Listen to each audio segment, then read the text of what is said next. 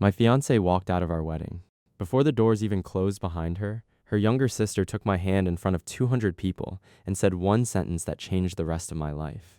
Marry me instead. Renee had been gone less than a minute. She'd stood at the front of the chapel, looked past me at our photographer, Colin, standing near the side aisle, and said she couldn't do it, that she'd been lying to herself for months, that she was sorry, and that she needed to go. Colin didn't even hesitate. He set down his camera on a folding chair and walked out with her, right through the center aisle, past her own mother, past mine, past every person who had bought a plane ticket to watch us get married. I stood there in a suit I'd rented because Renee said navy made me look trustworthy. Trustworthy. That word had a shelf life of about 10 seconds. Her father stood up first. Renee. Her mother grabbed the back of a pew like she needed it to stay standing. Nobody spoke to me. Everyone just watched the doors swing shut, and then they all turned, slowly, to look at the man left holding a ring. I don't remember deciding to sit down on the front step of the altar. I just remember doing it, my elbows on my knees, staring at the aisle runner like it might explain something. That's when Sadie sat down next to me. Sadie was Renee's younger sister, 24, a vet tech who spent most family dinners making dry jokes until somebody's feelings got hurt and then apologizing without meaning it. I'd known her for 3 years. I'd never once thought about her the way I was about to be forced to. She didn't look sad. She looked furious. "You're not allowed to marry her," I said, half joking, because I didn't know what else to say. "I wasn't offering to marry her," Sadie said. "I was offering to marry you." I turned and looked at her. "What? You heard me. I'm having the worst day of my life, Sadie. This isn't the moment for a bit. I'm not doing a bit." She looked at the crowd still murmuring behind us, at her parents arguing in hushed voices near the exit. She wanted the whole room watching when she left. Don't give her the ending where you're the man sitting alone on the steps. You're suggesting we replace her. As what? A strategy? I'm suggesting you stand up and walk out of here on your own terms. There's an officiant. There's a license. Nobody's left yet. We fix the names. We say the words. And you get to leave married instead of abandoned. That's insane. It's paperwork. My best friend, Marcus, reached us then, crouching down. "Hey, we can get you out through the kitchen." "Man, nobody has to see you go." "He's not going out through a kitchen," Sadie said. Marcus looked at her hand, still resting near my arm. "Why are you touching him right now?" "Because I asked him to marry me." Marcus closed his eyes like he was praying for patience. "Of course you did." I studied Sadie's face for a long moment, waiting for the joke to surface. It didn't. "You understand this is an actual, legal marriage," I said.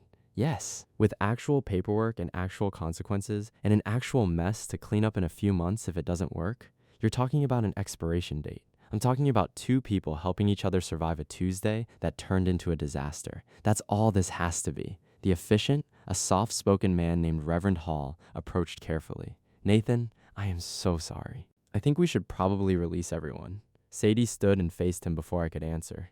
"Can you still marry us?" His eyebrows went up. "I'm sorry?" "Legally. Right now. Can you do it?" "That depends on whether both parties are willing and whether the license can be amended." Her father had heard enough by then. He stormed over. "Sadie, absolutely not." "Why?" she said, without even turning around. "Renee already turned this wedding into a spectacle. I'm just finishing it a different way. You are not going to humiliate this family further. My sister did that when she invited her own affair to sit in the third row, Dad. Her mother arrived a step behind him, pale. Sadie, you are 24 years old. You don't know what you're doing. I know exactly what I'm doing. I'm offering a decent man a way to leave this building with his head up." I stood up between them, mostly to keep the argument from getting any louder. "Give me 1 second, I told Sadie. She let go of my sleeve. Marcus pulled me a few feet away, keeping his voice low. "Tell me you're not actually considering this." "I don't know. That's not a no. I know that too." "You plan your grocery list 2 weeks out," Marcus said. "Nothing in your entire life has prepared you for spontaneously marrying the wrong sister." I looked back at Sadie, who stood near the altar with her arms crossed, absorbing her parents' anger without flinching, like she'd already decided this was worth the fallout. I'd spent 3 years assuming Renee was the stable one and Sadie was the loose cannon. That theory had just died in front of 200 guests. "If I do this," I told Marcus, "you're my witness." That sounds disturbingly final. It is. I walked back to Sadie. "You're serious. Completely." "Terms," I said. "Separate finances. Separate rooms. This ends whenever either of us says it ends. No arguments." "Fine. No pretending this is something it isn't to anyone outside this room. She hesitated at that one, just barely, then nodded. Agreed.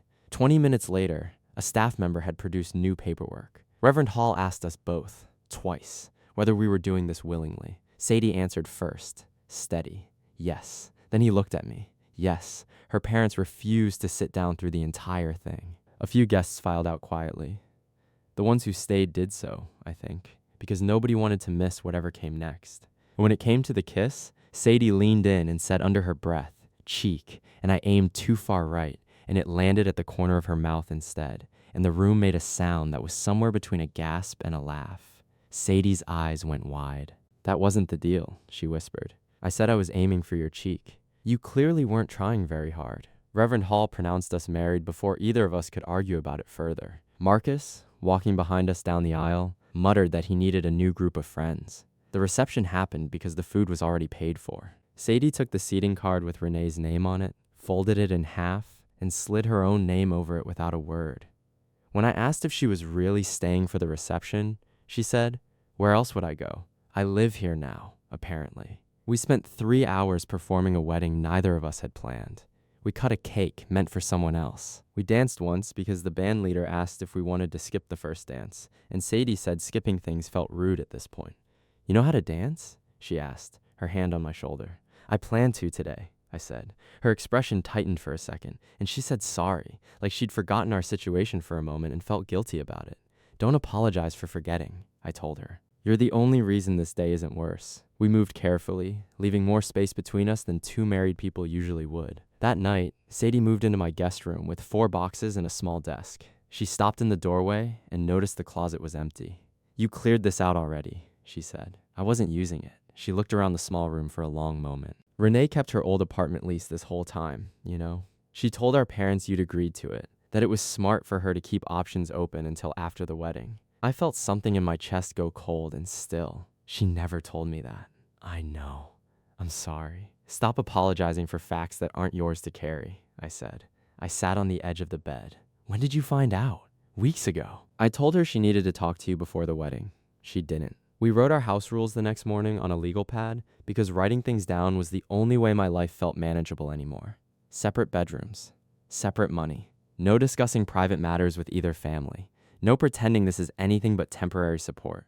Review everything after 2 months. Sadie read the last line twice. Temporary support is vague, she said. It means neither of us owes the other affection. I know what it means. I'm asking why you needed to write it down. Because you looked at me during the first dance like you'd forgotten which sister I was. I was in shock. Good. Noting that for later. She grabbed the pen and added her own line underneath mine. No deliberately provoking the other person, just to prove a point.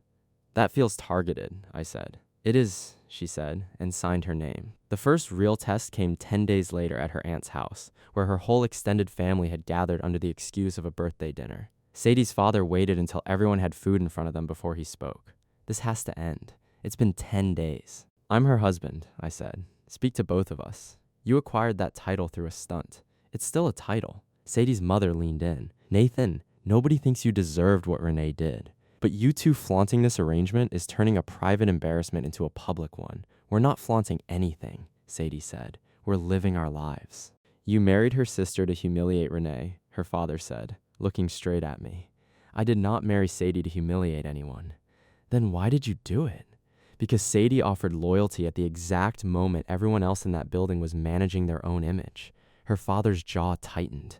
That doesn't make it love. I didn't say it was love. As soon as the sentence left my mouth, I saw Sadie's hand slide off my arm on the table, and I understood I'd answered too fast, and that it had cost something. We left before dessert. In the car, Sadie stared out the window for a long time before she spoke. You didn't have to defend me like that in there. Yes, I did. You could have let me handle my own father. That's not what upset me, she said quietly. When your voice went flat and you said you didn't say it was love, I heard exactly how easy it was for you to say. I don't know what I expected you to hear, I admitted. Neither do I. The following week, at a backyard gathering with my closest friends, a guy I barely knew from college looked at Sadie and said, "Guess it worked out. Younger sister. Better sense of humor.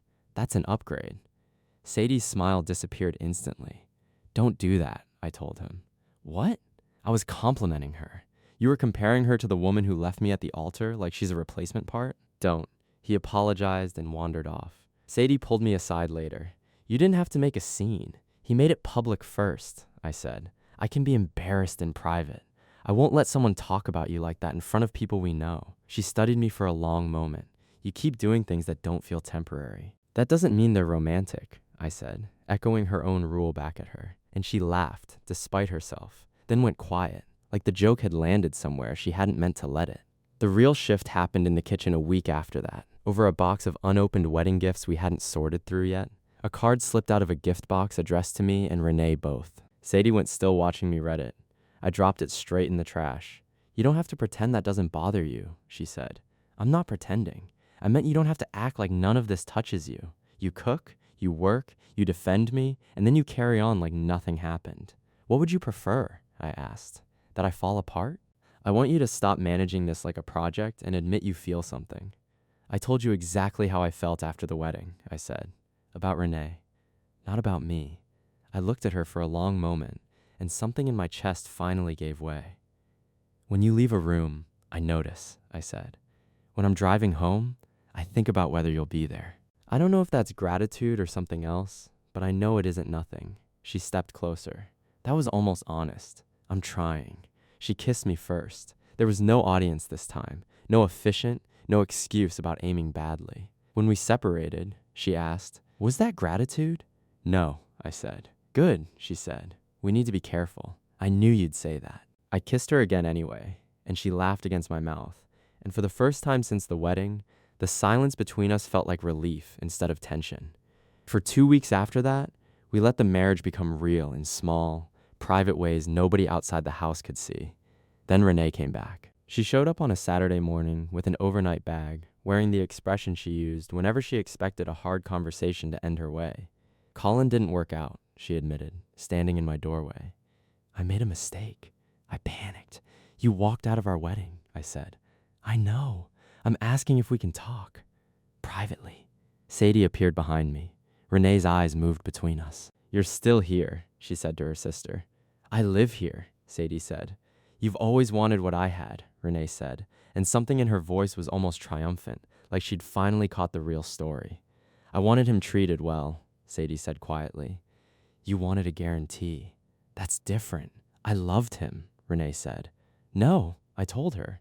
You valued the certainty. You don't get to define what happened after you left it behind. Renee's composure cracked for just a second. You'll regret this, she said, looking at both of us. This family will never forgive either of you. We'll manage, Sadie said, and I closed the door.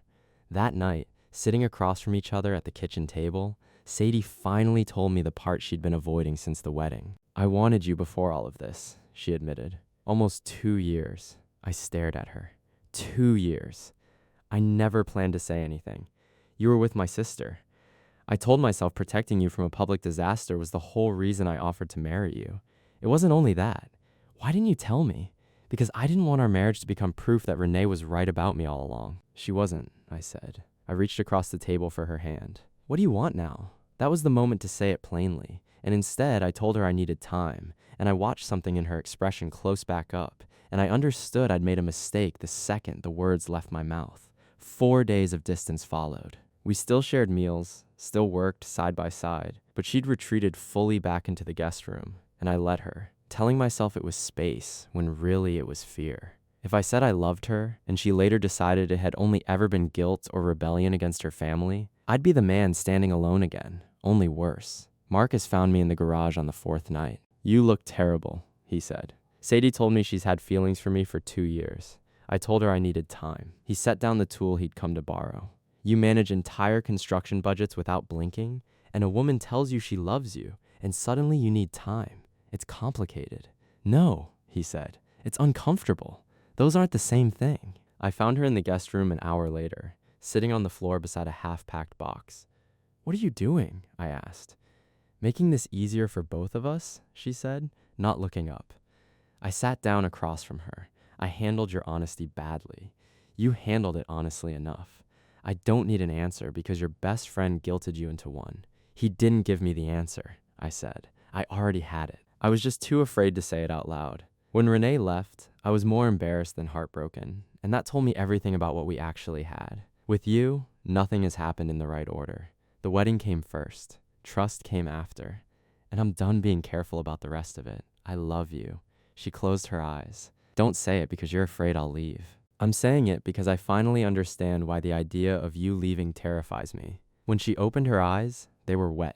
I love you too, she said. I have for longer than I ever admitted to myself. For 2 days, we were simply happy. Then her family found out, through a cousin, that there had been feelings before the wedding, and the story mutated fast, turning 2 years of quiet restraint into an affair that never happened. Her mother called that night, demanding she come home and set the record straight. Her father left 3 messages calling her a disgrace to the family name. Sadie sat at the kitchen table afterward, hands shaking. They want me to admit to something that isn't true just to make Renee's choices easier to forgive, she said. Then we stopped being available for it, I said. The next morning, she wrote 1 message to her entire family. Nothing happened between us before the wedding. I love my family, but I won't stay reachable for people who use guilt as leverage. I'm blocking this number. She sent it without asking me to edit a word, and her hands were still shaking when she hit send, but she didn't take it back. 2 weeks later, I told her I'd already spoken with my company about transferring to a different city, somewhere neither of our families could show up unannounced. You planned this without telling me, she said. I researched an option.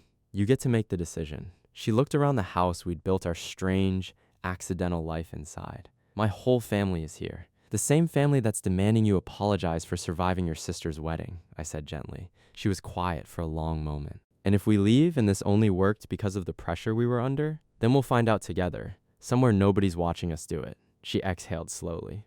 Okay, she said. Let's go somewhere they can't reach us. We sold the house within 6 weeks. Marcus helped pack the garage, and when he found our old written house rules in a drawer, he read them aloud, laughing harder with every line we'd broken.